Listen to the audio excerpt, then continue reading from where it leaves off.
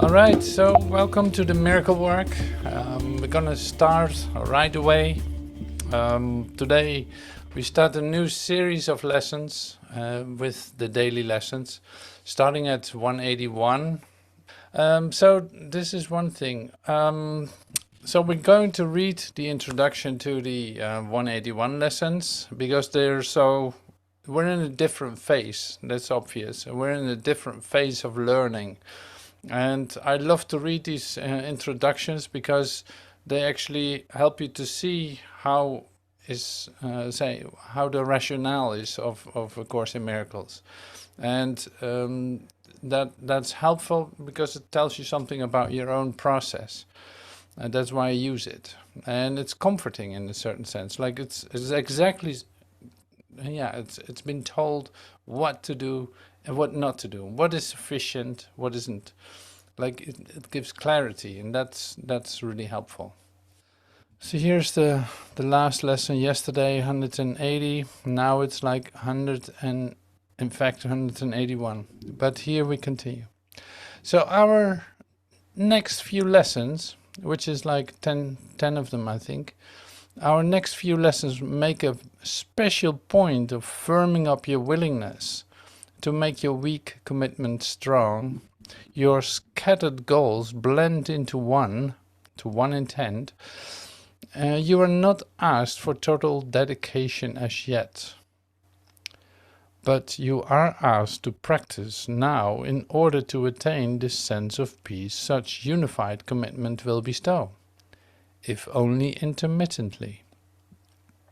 It is experiencing this which makes it sure that you will give your total willingness to following the way the Course sets forth. Our next, I will read it again because it's really helpful to read it. Our next few lessons make a special point of firming up our willingness to make our weak commitment strong. Your scattered goals blend into one. You're not asked for total dedication as yet. So it's like you're not asked for total dedication all the time as yet, but you are asked to practice now in order to attain the sense of peace such unified commitment will bestow. It's like you can touch, you can taste it here. You are asked to practice now in order to attain this sense of peace. Like it will show you how much peace it will give you by actually doing it.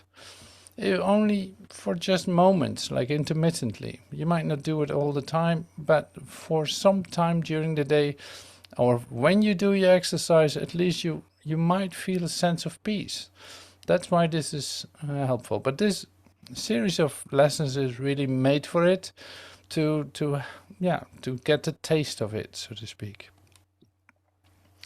It is experiencing this which makes it sure that you will give your total willingness to following the way the Course sets forth. So it's really like an inspiration to get a taste of it, but then also like stepping into it, like, oh yeah, I want to do these exercises because it actually gives me a sense of peace that I so love. And I want to experience that more often. I want that to be in my awareness no matter what. So this is what that is for. Our lessons now are geared specifically to widening horizons and direct approaches to the special blocks which keep your vision narrow and too limited to let you see the value of our goal. Like if we didn't stretch this up, you wouldn't see it. You would miss it continuously, thinking that it doesn't work or something. Like it will keep your vision narrow, like certain special blocks that keep your vision narrow. Too limited to let you see the value of our goal.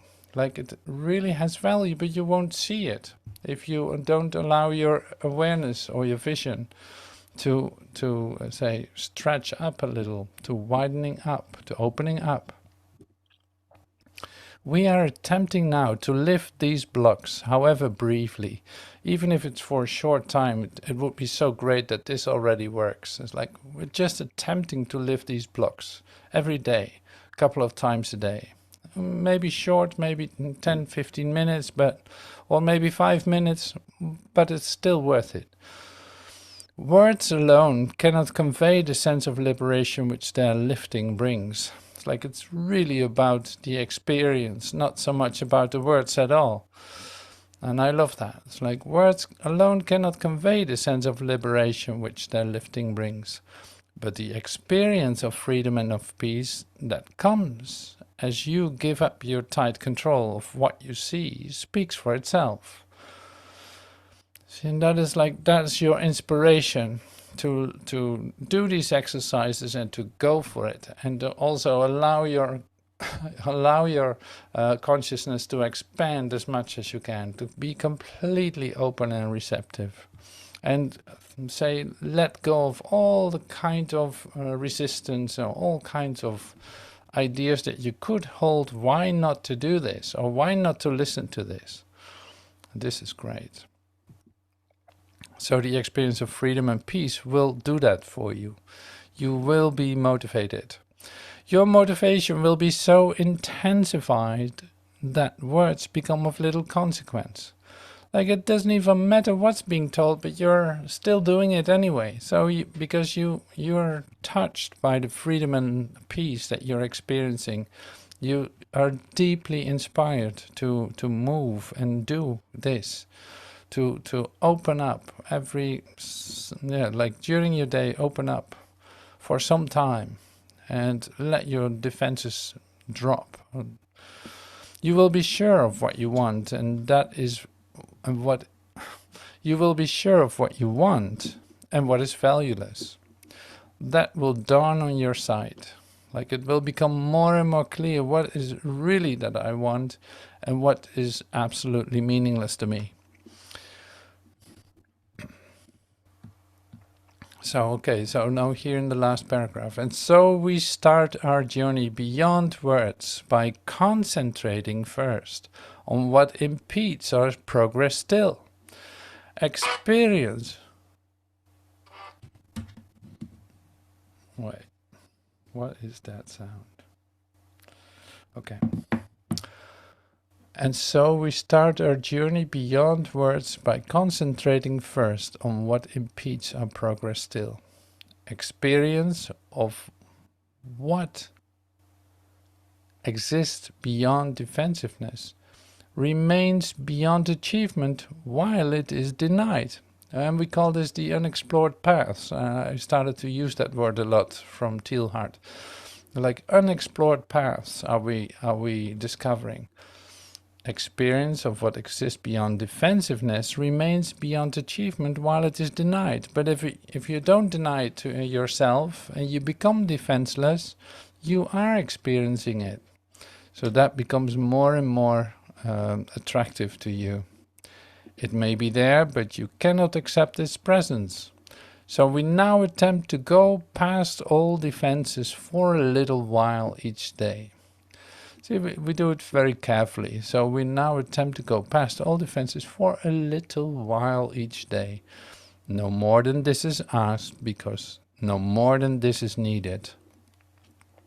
It will be enough to guarantee the rest will come.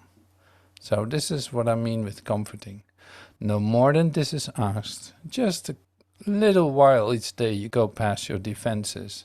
You drop your defenses and allow, say, read the lesson, for instance, with an open heart and receive it. No more than this is asked, because no more than this is needed. It will be enough to guarantee the rest will come. You know, it's like, it will be enough. So don't worry about it. Just do it. Do it a little while each day. Go beyond your defenses. And open yourself up to experience the freedom and peace that is in fact offered in every lesson. So that is that's the motivation today. That is what we ask today. And so reorganizing a little bit. So, and then it is like we start with lesson 181. I trust my brother who is one with me. Well, that's That's a huge lesson, right? That's a really beautiful lesson to take with you during the day. I trust my brothers who are one with me. So that is great training, great training. So I say do this in 10 steps today, like in 10 steps in which an idea is being brought to you to see, okay, defenses, to see what is holding me back, to see what is possible and what can be really helpful, and how does that even look, how, or what do I need to do for that. So it's very practical today. But that was the purpose of this too. If you read the introduction, just like we did, it's like there's little pieces that are in the way for you to experience, to fully experience the freedom and the peace. So you need that, in fact, to be motivated to continue, to go and have deeper experiences in yourself, where and you allow yourself, in fact, more space to become defenseless and see that you don't need your defenses at all.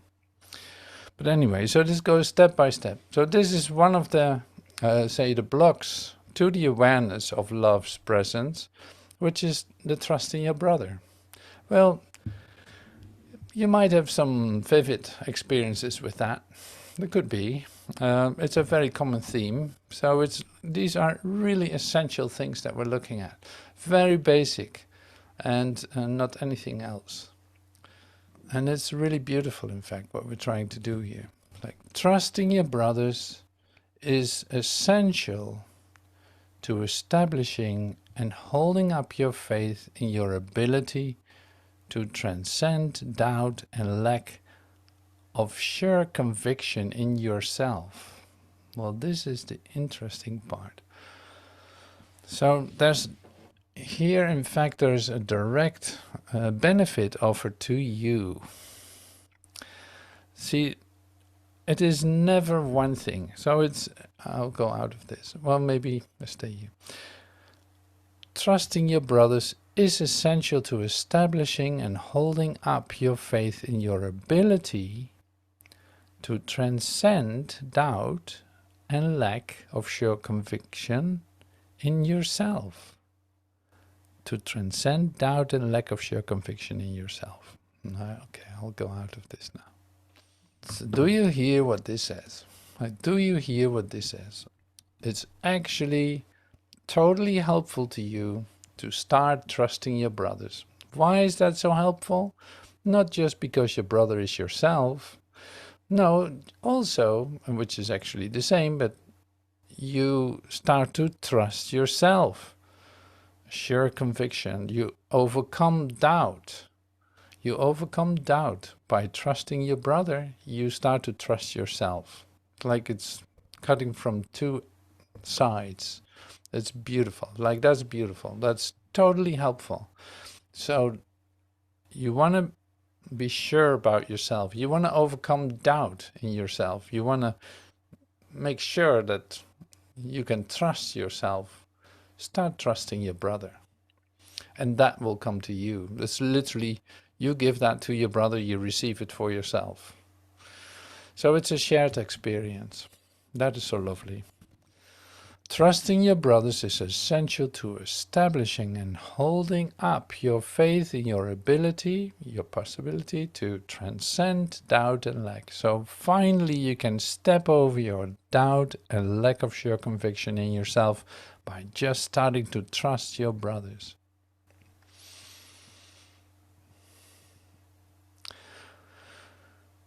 So perception has a focus. It is this which gives consistency to what you see. So you're actually always looking with a focus. And the focus can change, of course. Maybe it changes every couple of minutes. Like first it's all about a certain subject that you have in mind. Like waiting for the train. I want to get into the train. I want to make sure I get into the train. And you see more and more people piling up in front of you. So here perception surely has a focus. It gives consistency to what you see. But the focus can change. So instead of, you could say like, okay, here I'm waiting for the train. The train in front of me, people are just piling up, and there's no way I can just walk through into the train. That will take a moment. So instead of focusing on that, I can focus on who stands next to me, who I suddenly see. Like you see that already changes the focus. And then suddenly the waiting isn't waiting anymore. It dissolves. It literally, because you change your mind, it already changed. It doesn't matter whether you get into the train or a little later. You wouldn't care. So this is like just as a short example, but perception is continuously a focus. Otherwise you would literally not see it. But now we go a little bit further. So this is beyond the human, say, superficiality. Remove your focus on your brother's sins, and you experience the peace that comes from faith and sinlessness. So remove your focus on your brother's sin. Like you think he did something wrong, you think your past experiences or the one that's with you or who knows who removes your, has done something that you really don't like. Well, remove your focus on your, literally take it away from your brother's sins, and you experience the peace that comes from faith in sinlessness. So it's that easy. Like remove your focus. Don't say obsess about it. Don't focus on it. Don't hold him to it. Don't pin him down on it. And suddenly you experience the peace that comes from faith in sinlessness. By what? By you just changing your focus. And then suddenly his sinlessness becomes obvious. Like, okay, whatever that was, he didn't mean it like that, or it is already over. I'm letting it go instead of holding on to it. So this is what I mean. So these, you see, are just very practical obstacles to not experience peace. If you stay focused on his sins, so to speak, and the digressions or who knows what, you will not be able to experience peace, because you're, in fact, tell yourself that you are full of sin too. So you recognize it in your brother, so it is part of you too. Now you remove your focus and you see, oh no, it has nothing to do with that. My brother is sinless, because I recognize that myself to be. We seek for innocence. Like, start with this. You don't need to shift your focus, you can start with this. Focus on innocence and see nothing else. We seek for it with no concern but now. So we dislodge it out of the time continuity that you might think that exists. We seek for it with no concern but now. We seek for innocence and nothing else. So this becomes your new focus. Innocence and nothing else. No concern for anything else but for right now. If I can see that now, that takes care of everything. The past dissolves, the future's not there, and boom, here I am. I can see my brother's innocence, just by changing my focus. We do not look to past beliefs, and what we will believe will not intrude upon us now. We enter in the time of practicing with one intent, to look upon the sinlessness within. See, and this is a huge lesson in the sense that why is always this word sin coming up? Like, why is this always, in every exercise almost, does this come back? Well, the whole human thinking is embedded in it, that there's a past to hold against one another. So this revolutionary lesson, you could say, is pretty amazing. We do not look to past beliefs. We let all these go. And what we will believe will not intrude upon us now.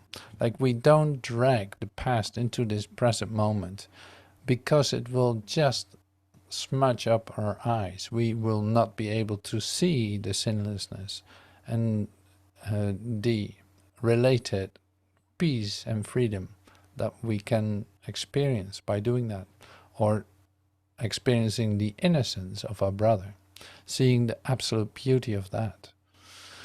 We enter in the time of practicing with one intent, to look upon sinlessness within. That's the only thing we want to see. We recognize that we have lost this goal if anger blocks our way in any form. Okay, so here's our red flag for today. Everything is working out fine, but if we start to become angry, we just lost the focus on our goal. So we recognize that we have lost this goal if anger blocks our way in any form. And it doesn't mean it doesn't have to be rage, it just has to be like irritation, anger, and all this. Nor do we ask for fantasies, for what we seek to look upon is really there. Like the innocence of your brother is really there for you to see. And as our focus goes beyond mistakes, we will behold a holy, sinless world. We do not ask for fantasies. It's not about like having great ideas about your brother, how beautiful he is and how innocent and blah blah blah blah. That's not what this is about. What we seek to look upon is really there, like it's not a fantasy. And as our focus goes beyond mistakes, we will behold a holy, sinless world. See, our focus goes beyond mistakes. We will behold a holy, sinless world. Well, this you can practice the whole day long, because where's your focus? What do you see happening in the streets? What do you see happening in your news app? What do you see happening on your YouTube movies or whatever? Like, your focus today is gonna go beyond mistakes. And then it becomes obvious that this world is a sinless world. It's not a bad world, or a terrible world, or an aggressive world, or an who knows what world. No, your focus goes beyond the form, and you see something completely different. When seeing this is all we want to see, when this is all we seek, when this is all we seek for in the name of true perception, are the eyes of Christ inevitably ours. Like, this is what it means to look with the eyes of Christ. See it as a focus. Seeing this, seeing the innocence, sinlessness, is all we want to see. We enter into the idea of true perception.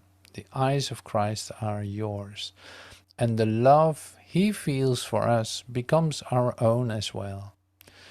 This will become the only thing we see reflected in the world and in ourselves. See, going back to the last sheet, like, the love he feels for us becomes our own as well.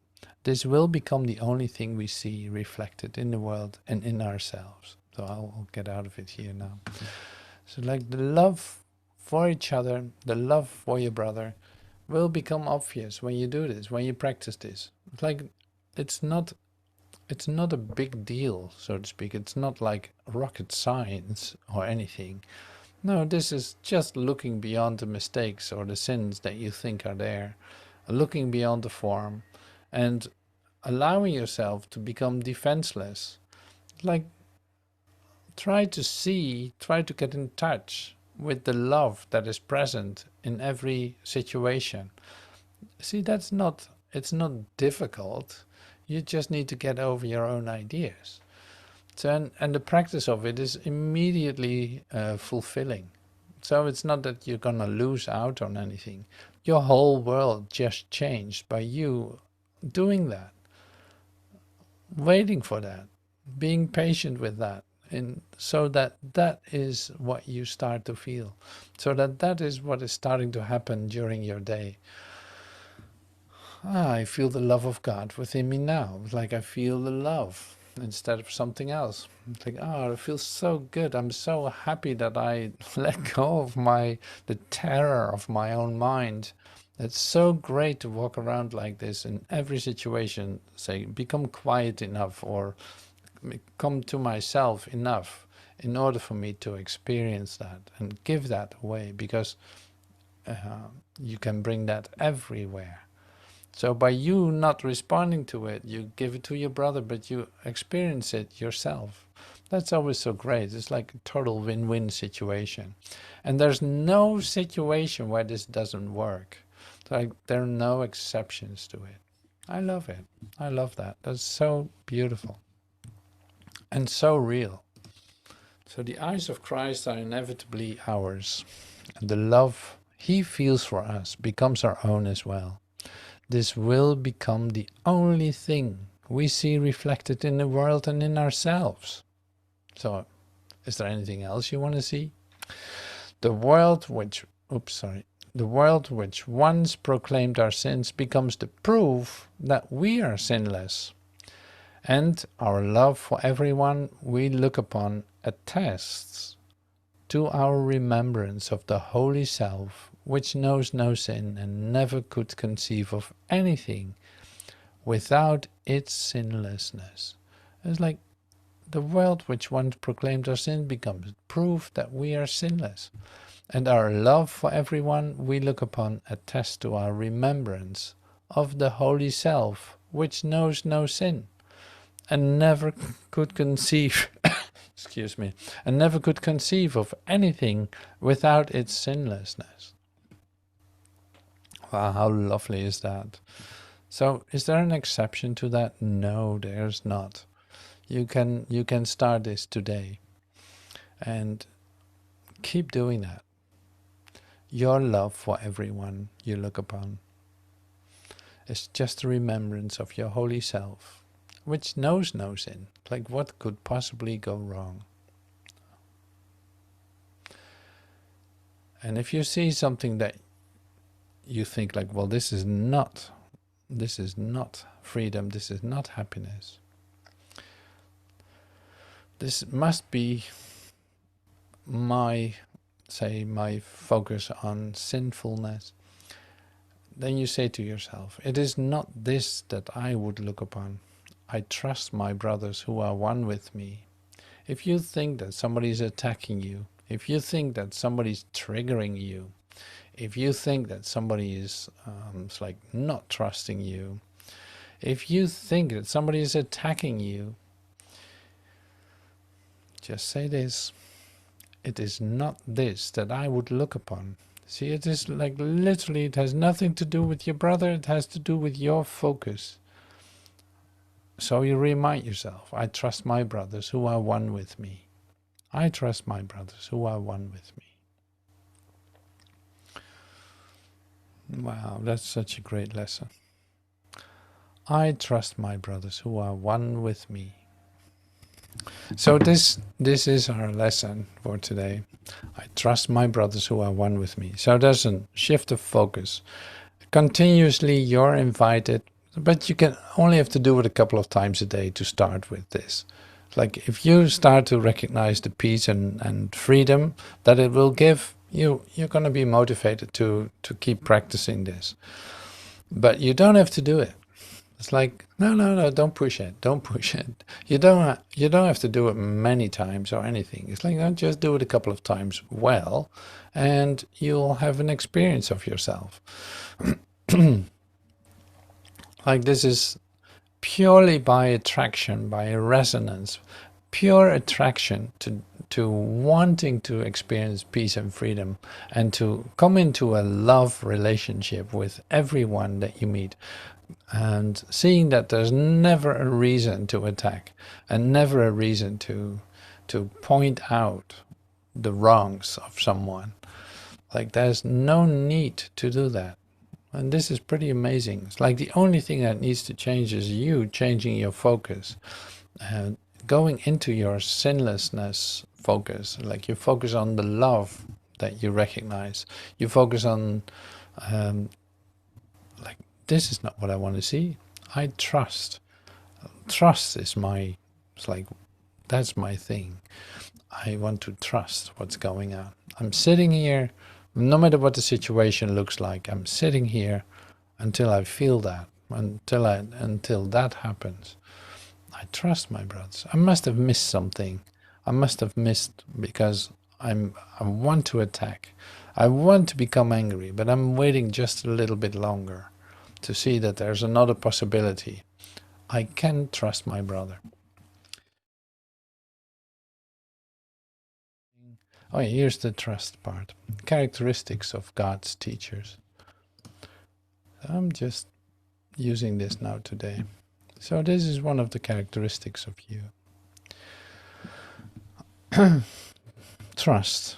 This is the foundation on which their ability, like the teacher of God, ability to fulfill their function rests. Like, this is the basic function. Basic ability. Perception is the result of learning. In fact, perception is learning. Like, it's still important to use perception for that, for learning. Because cause and effect are never separate. The teachers of God have trust in the world because they have learned it is not governed by the laws the world made up. It is governed by a power which is in them but not of them. It is this power that keeps all things safe. It is through this power that the teachers of God look on a forgiven world.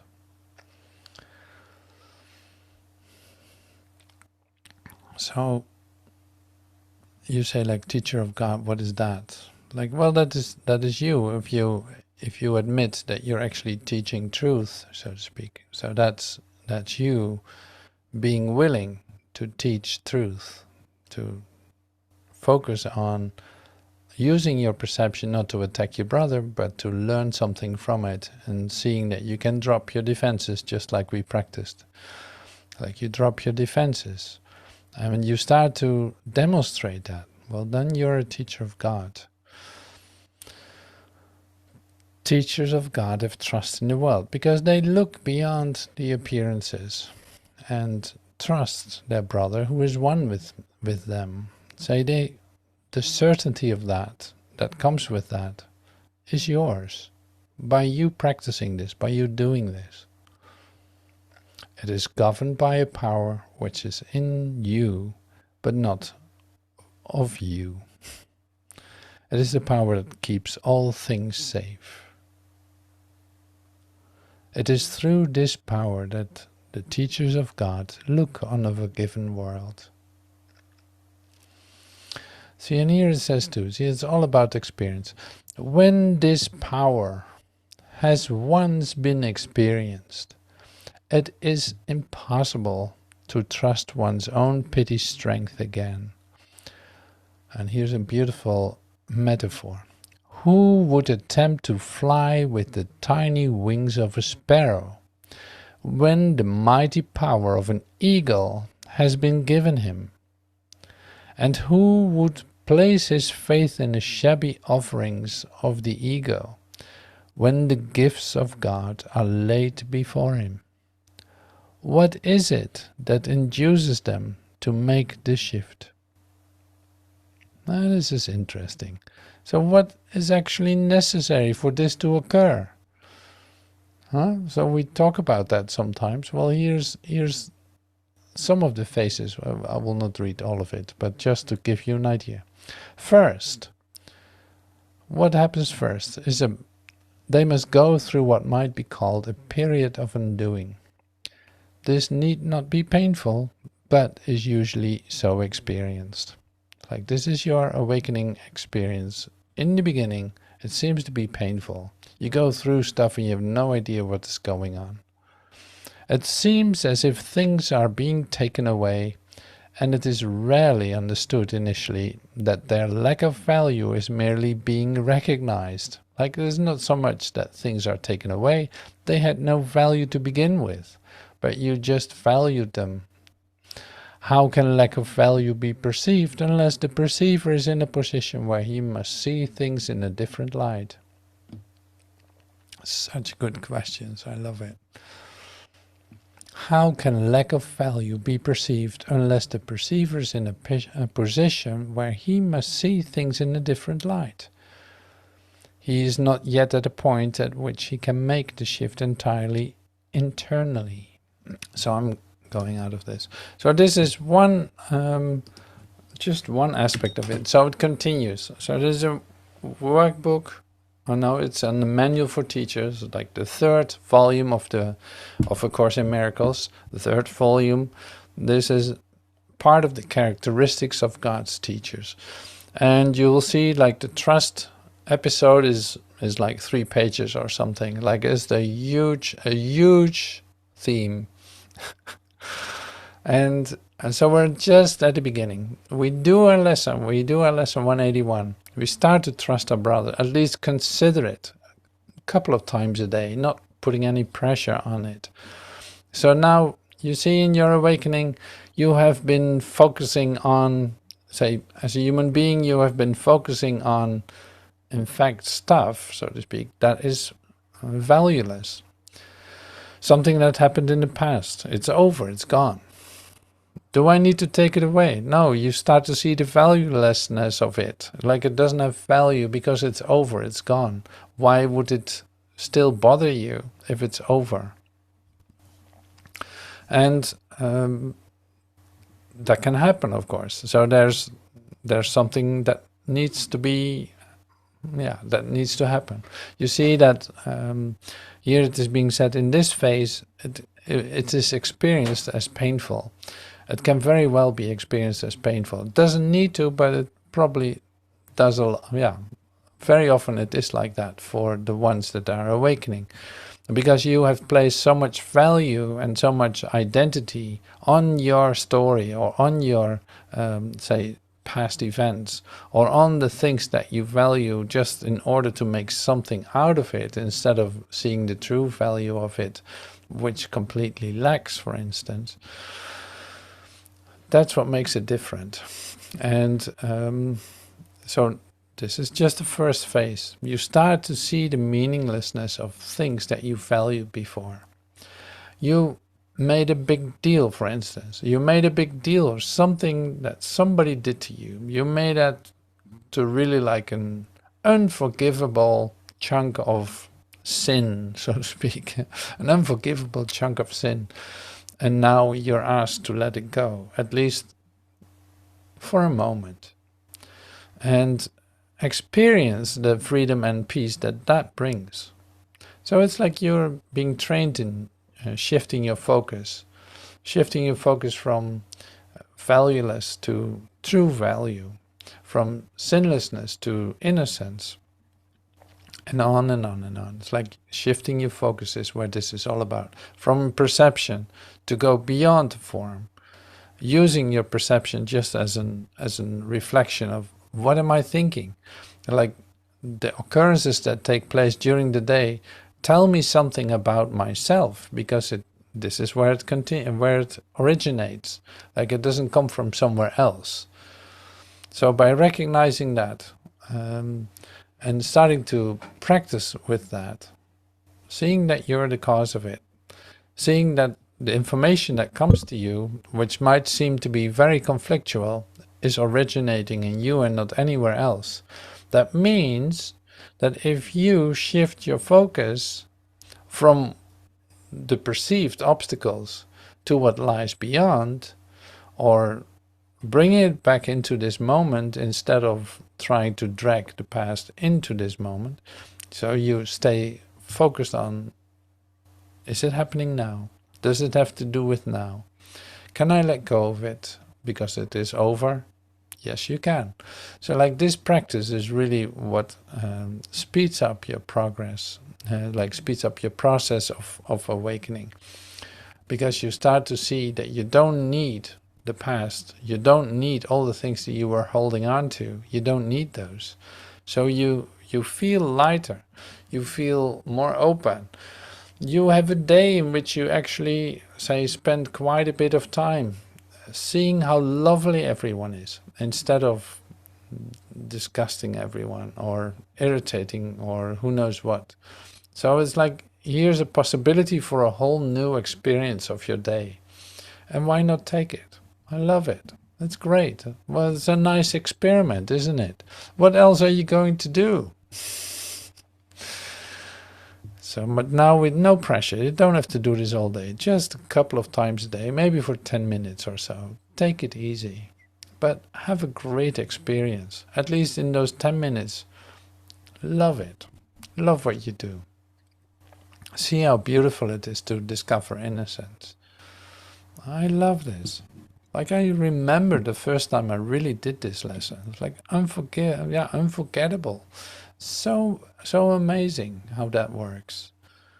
And you find the places, like take the book with you and start reading somewhere in the middle of nowhere, or the middle of the city, or wherever you sit, have your little coffee or who knows what. Like, just pick up that lesson and read it and do it right there. It is so much fun. I did it this way too. It's like, I had so much fun doing that. Like, you never forget how beautiful it is. Also, to discover the possibility that you have to do this. Like, it becomes an option. It is an alternative to the misery and the conflict that you might be used to. This is continuously an alternative. It's great. I love it. I love it. So thank you for putting up with this, and have fun experiencing this and experimenting with it. No matter where you go, take your book with you or your lesson, and luckily you can take your phone with you, and it will all be available there too. Pretty amazing. What a luxury these days. So thank you for that, and have a wonderful day. I love you. Thank you.